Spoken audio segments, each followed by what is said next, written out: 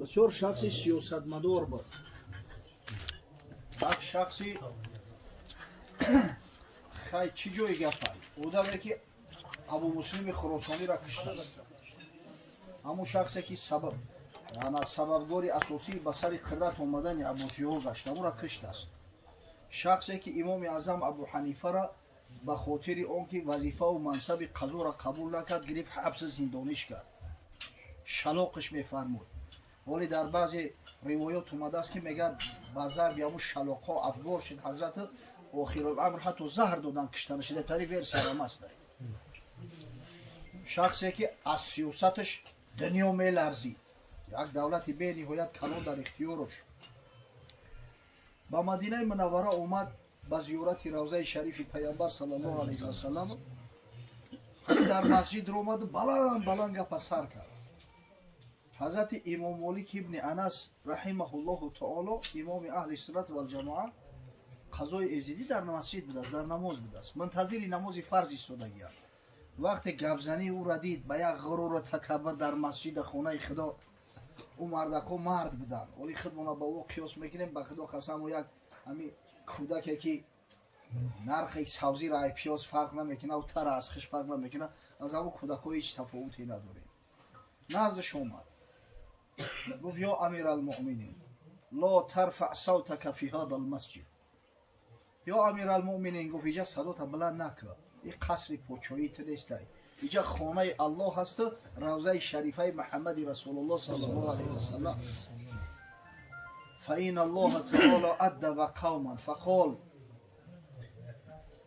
یا ایها الذين آمنوا لا ترفعوا اصواتكم فوق صوت النبي ولا تجهروا له بالقول كجهر بعضكم لبعض. خداوند یک گروهی از بنده‌هاش ادب داد، تعلیم داد.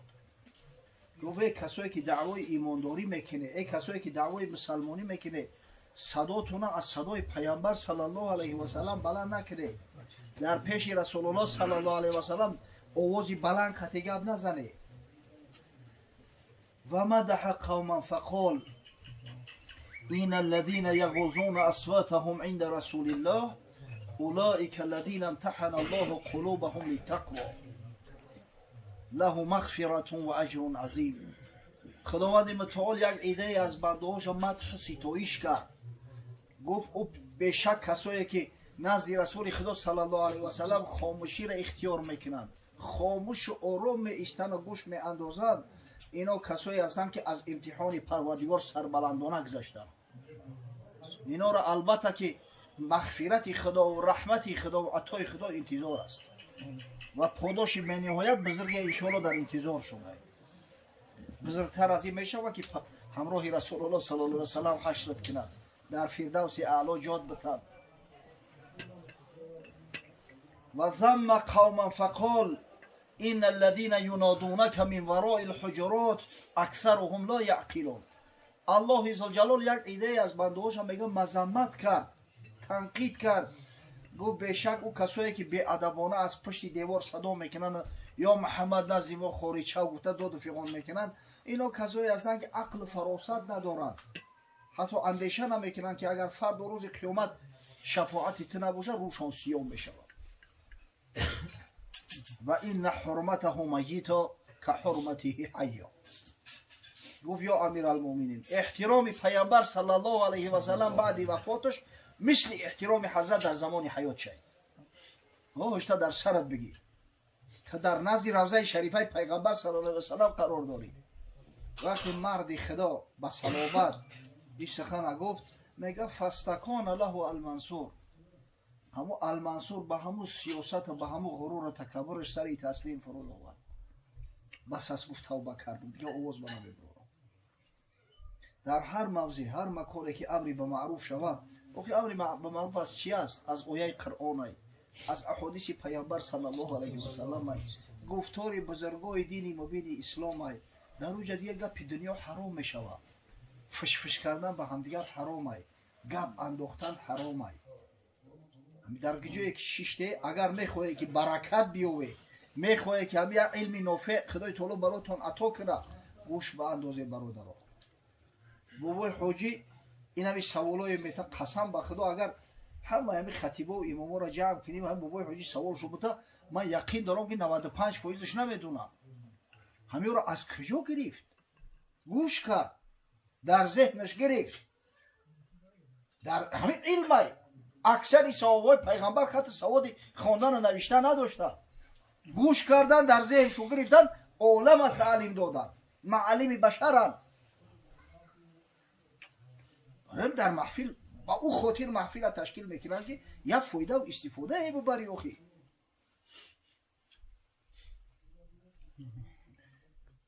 پروردگار فرزندای بابای حاجی را در پناه امن اسمتش محفوظ بود خداوند دولت شونه از این زیادتر پروردگار برکت نصرت شون بده برو هستن اگه یعجوج و معجوج چیزی که در تاریخ اومده است قومتشو میگن پستای ایمیانه حتی پسترای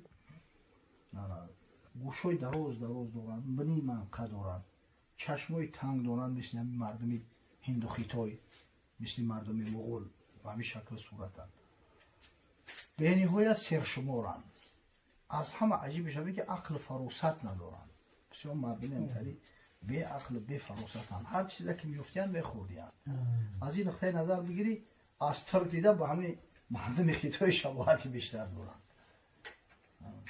مقصد که اومدنشو حقه در زمانی که مسلمان ها تحت سروری عیسی علیه السلام غلبه میکنن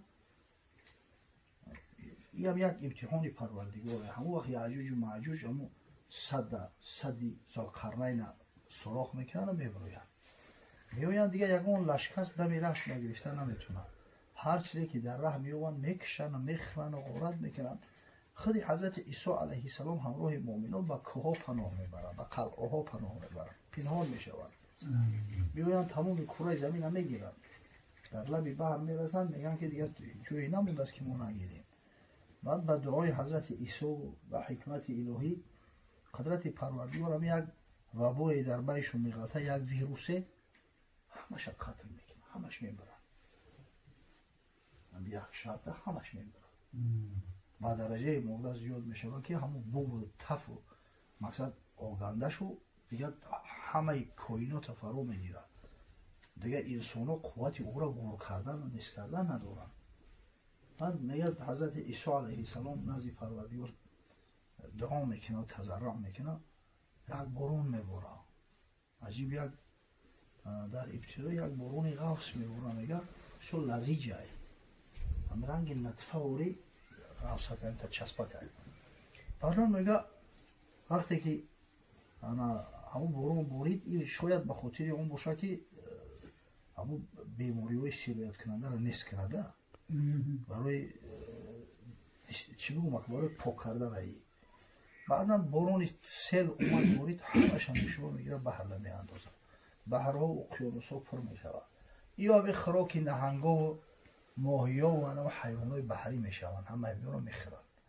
همین یعجوج و معجوج هم مقصد که با اومدنشو ایمان داریم که میویند یا غضب پروردگار یا امتحان الهی است اما این شکل صورت که اولاد چنگیز خانن اولاد فلانن اوه اینو پیش از چنگیز خان بودن اگر اصل بگیری وقتی ذوالقرنین بود چنگیز خان های کجا بود ذوالقرنین خیلی پیش است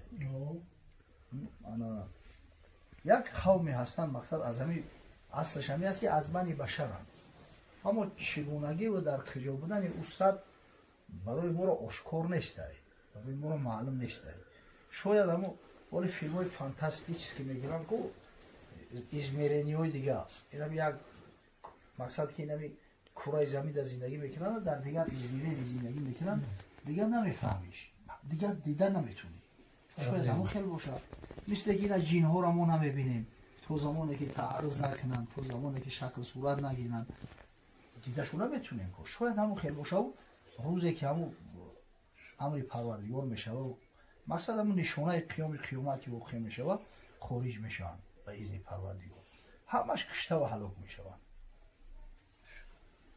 اینا را با نام گوگ ای ماگوگ در بیبلی هست در روسی قطیران تمام کتابای عثمانی در همه چیز اومدگی است یکون دعوا و یکون جنجال داشته باشی خیلی بریم یکون جو قرض کوالا کنیم یوری بتیم که این گریانش که زنک با خدا من 100 بار راضیم.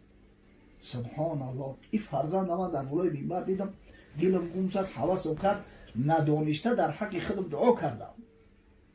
فگو زنک با خدا قسم گفت غیرتی تو، جرأتی تو، ناموسی تو ایمان زیادتر بود است. من هیچ وقت دلم نمیشه که بودش شد ما در یک فرزند صرف کنم. 30,000 درهم هم در یک فرزند صرف کنم. شاید یک مقدارش صرف میکردم، اما همش همین یکی این غیرتی تو، غیرتی مردار بالاتر بود. سبحان الله. الام مدرسه اذا اعددتها اعددت قوما طیب الاعراق. مادر مدرسه است. وقتی این مادر وقتی که تعلیم تربیت خوبی و یک نسل را به وجود میاره که انشالله در عروقش خونی تازه در جریان است. بسیار مهم است تعلیم تربیت فرزند. اگه این قریالی جان ما خیلی کوفت خدای بزرگ نصیبش گرداند این جفتی دلخواه. به خاطر چی؟ به خاطر اون که تأثیری که مادر در فرزندو داره پدر داشته نمیتونه. پدری بیچاره بسیاری وقت پشتی کارو بار زندگی و تأمین معیشت روزگار. مادری که قرآن خونه امکان نداره که یگان فرزندش از قرآن غافل مانند. مادری که نماز خونه امکان نداره که یگان فرزندش بی نماز باشه. مادری که مستوره میبینی همه دختراش مستوره هستن از خوبی. تأثیر اساسی را در عائله مادر میگذاره. حق مادر، خدمت مادر خیلی بالاتر و بالاتر است. اما خدای بزرگ این طفلک داده است که پدرم حافظ قرآن، ماشاءالله. پدر رهبر خانه، قوام خانه، انشالله کم کم با کنترل کنه و از بالا نگاه کنه و اخلاق و آداب شبا با آموزانه انشالله نور علی نور میشه و یک فرزند میشه و که انشالله انگشتمای خاص و عام میگرده. حضرت علامه اقبال لاهوری را همت میشناسید. این شخصیت یک آدمی هست که تمام عالم اسلام میشناسش. همین شخصیت خطر شخصیتی بزرگ است. نجو خانم یک کس کاتبی بگیم لیگ دولت‌های اسلامی بود است. میگه اعلان شد که این آدم فارسی زبان، همین شخصی که کاتب میگه اعلان شد که محمد اقبال لاهوری نوبت قطعی علما میگه بر اومدیان گپ زدستیان اطراف دین و دیانت، اطراف تاریخ دین. اگه نوبت همین هندوستان شد اعلان کردن که از هندوستان نماینده مسلمانای هندوستان محمد اقبال لاهوری. کسی نمیشناسش میگه ای شرکت کننده ای جمله من خودم میگه نمیشناسمش. روان میگه به زبان انگلیسی گپ زد. صحبتش خلاص کرده، در آخر میگه یک چند مصرع شعر گفت به زبان فارسی. از بس که میگه اونجا فارسی زبان من بدم، گفتم که میگه ترجمه کن. گفت تاریخ چه بر کناره اندلس سفینه سوخت، گفتند کاری تو زنگاهی خیرت خطاست. دوریم از سواد وطن باز چون رسیم، ترکی سبب زیروی شریعت کجا رواست. طارق ابن زیاد سرلشکر مسلمان وقتی میگه اندلس رفتن، همی گیبرالتر هم جبل طارق های که طارق بنامی هم نامگذاری شده است. میگه هم کشتی ها را فرمید که علا بزنه. همراهش 12,000 لشکر بود است از مسلمان ها، اکثریتش بربری ها بودن. گفتن وقتی که آتش زد میگه اومدن کشتاش گرفتن که تو چیکار کردی؟ اوی کاری تو کردی نه از روی منطق درسته نه از روی شریعت درسته. یگانه وسیله رسیدن ما به وطن همین کشتی ها بود، تو کشتی ها را علو زدی، چخیل ما با وطن میگرده میری؟ میگه خندید دست خیر به شمشیر بود و گفت هر ملک ملکی ماست که ملکی خدای ماست. خندید گفت اینجا کجای به شما؟ همین ملک پروردگار های ملک شما های دیگه، ملکی منم ملک شما و ملکی ما نکنه.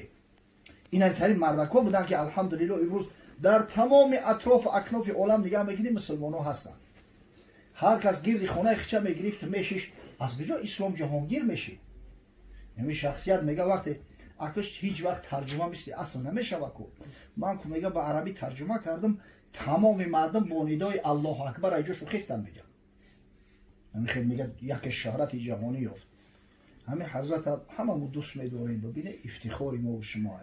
بزرگترین شاعری فارسی زبان اصلی 20ش میگن ایران.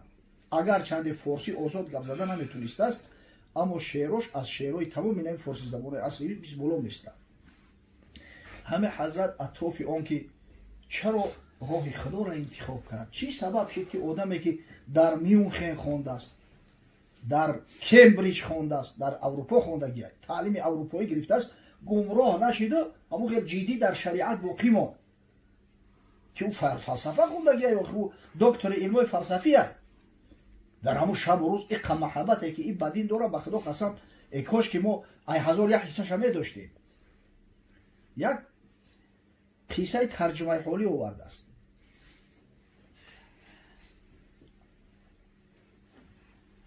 میگه سائل مثل قضای مبرم بردر ما زد صدای پیهمه، از غضب چوب شکستم بر سرش، حاصل دریوزه افتاد از برش. یا سحر میگه من جوان بودم، خواب بودم، یک گدا اومده است و همه اساقتی میگه در این تنهای در سخت گفته است که یگون آدم زنده هستی به خاطر خدا یگون چین بتین. ای خواب بیدارم کرد، میگه بسیاری بد داد و فیغان کرد. ای خشم غضب که خواب پروندی، میگه اومدم اساش گرفتم در میش سرش زدم، سرش مقصد که کفید. همون چیزایی که تل بیده بده در تای کشش بود همش میگه در زمین ریخت. از مزاج من پدر افسرده گشت، لالزاری چهره اش پژمرده گشت. وقتی پدر میگه کاری ما را دید، همین خیلی میگه افسرده و محزون شد که بسیار ناراحت شد. میگه نزدم اومد، گفت فردا امتی خیر و رسول، گیر آیند پیش این آن مولای کل. گفت اندیشه نکردی بچم که روزی میشود که تمام امتهای حضرت صلی الله علیه و سلم پروانوار گردی حضرت هم میگیرند. حافظان امت برنای او،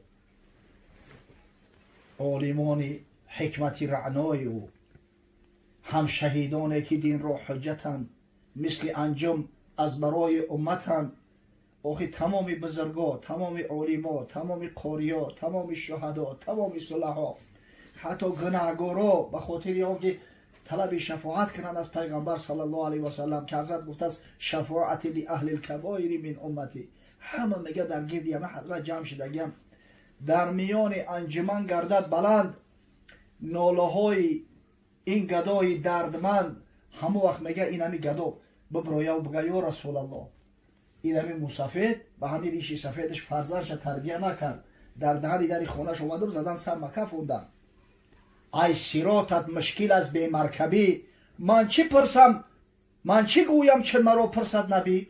خداوند گذشتن پول سیرات برات مشکل بگردونه، گفت که اگر حضرت صلی الله علیه و سلم سوالم کنم من در جواب حضرت چی میگم، روم سیاه چی جواب میگم.